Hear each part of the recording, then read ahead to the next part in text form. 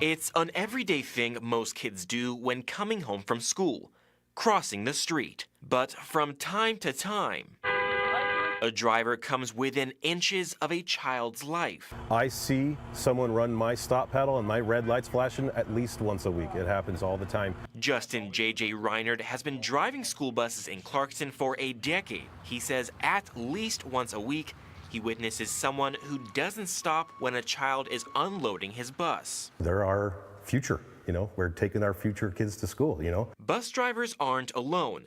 In March 2013, a fifth grader was hit by a vehicle in Clarkston trying to cross the street after getting off the school bus. It didn't hurt that bad, just on my lower back. The driver didn't stop at the bus's stop paddle. Oh, it's upsetting. It's terribly upsetting. This problem is valley-wide. I'm guessing there's probably more than 3 a month and less than 6 a month.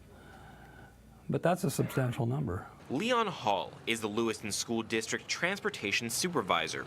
He oversees bus drivers who take around 1,500 kids on school buses each day. We're in the safety business, and everything we do is revolved around safety.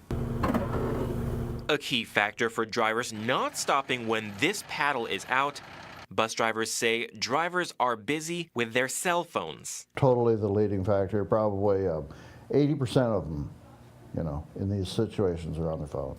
They have tunnel vision on and they're not looking around them at all. They're just looking down the road and they're just driving. In Washington, it's illegal to hold a phone while driving, let alone talk or text. In Idaho, you can do everything with a phone, but not text. But bus drivers also take notes. When a driver doesn't follow the law, they'll take down the car's information, including make and model, license plate numbers, and the driver's description.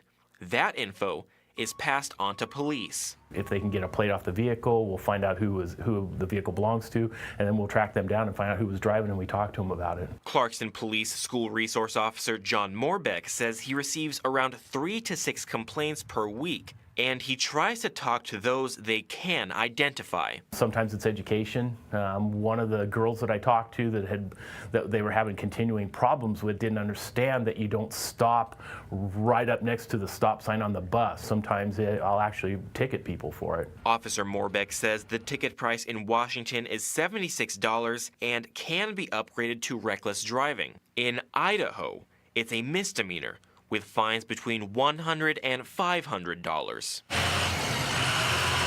There's another piece of technology Clarkston bus drivers could really use. Put a camera right in here. Over in Lewiston, We started videotaping forward so we could see cars come through the stop arms. in addition to technology, there's also extensive training. Bus drivers are required to partake in regular meetings that focus on safety issues. Clarkston bus drivers have developed a method they believe is working. I make sure the kids stop and look at me. I don't even let them cross until they look up and see me, even if there is no cars coming at all. But even then, See you later.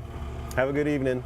it's a difficult situation to watch over. As the child crosses like that, I've actually seen hesitation in the driver and moving forward towards the child. So that begs the question, what can be done to keep children safe? Do you need a siren to go off when these kids cross? Do you need something to grab their attention? There is no reason for you to be in that big a hurry that you would have to go around a bus like that. We've been lucky, but it only takes one. Somebody's going to get killed coming on off the bus. It's just a matter of time, but it's going to happen.